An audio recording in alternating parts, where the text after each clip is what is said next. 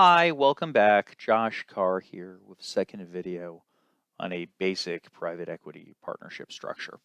So, where we left off last time, I had basically gone through some text, I'd laid out the basic numbers, and we were about to start to talk about how you actually build the thing.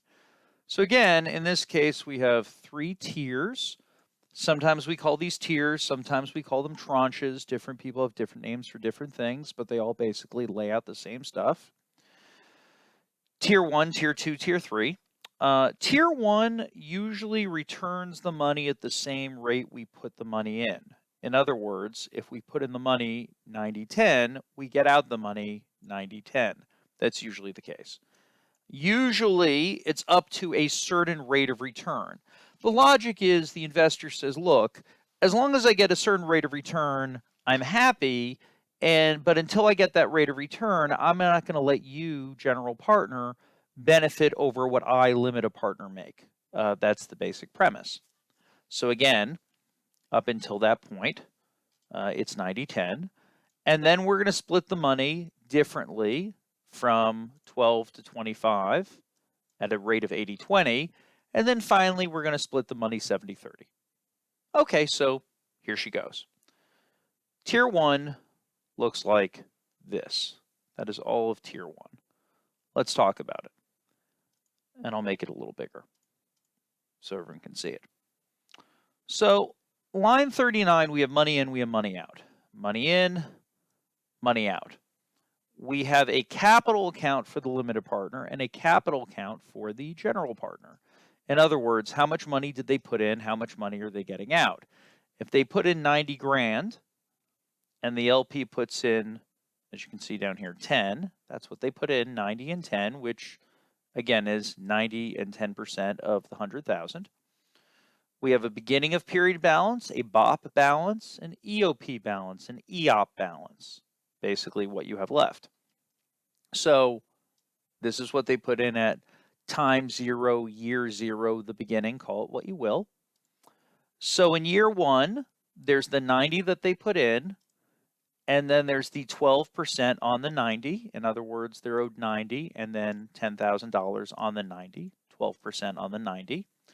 I'm calling it interest and principal here. Usually when you're talking about preferred return structures, people call it a pref, or preferred return, and a return of capital, or a distribution, or something like that. I'm just calling it principal and interest here just to make the point that mechanically it functions just like a loan. There's principal, there's interest. Again, I think that generally makes sense. So 10 goes in. We want to pay them 10.8. We, of course, cannot because we only have 10 to distribute. They are entitled to 90% of the 10, which is $9,000. And we're going to pay them the lesser of $9,000, 90% of 10, or what is still owed. That's a min function. Again, the lesser of what they're owed or what we have left to pay them. Basically, you don't want to overpay them. I mean, you only owe them a certain amount of money. We have interest. The interest, which again, I'm calling here interest, but usually we'd call it a preferred return. It's a rate of return on their money. And I'm calling it interest and principal just to make the point again that it mechanically works like a loan. We're going to pay them the lesser of line 43 or line 45.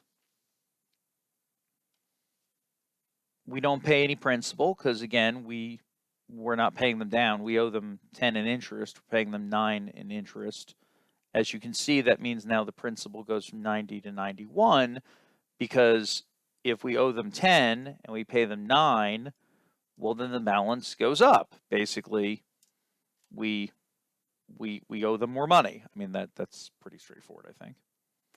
So what happens is, as money is coming in, we're underpaying them. The balance gets bigger and bigger. But then in year 3, a huge flood of money comes in, which is sufficient to pay off whatever their balance is plus their interest. It pays off their interest. It pays off their principal. Tier 1 is now fully paid off. There's no balance left, either for the limited partner or the general partner. And the mechanics down here are the same as the mechanics above.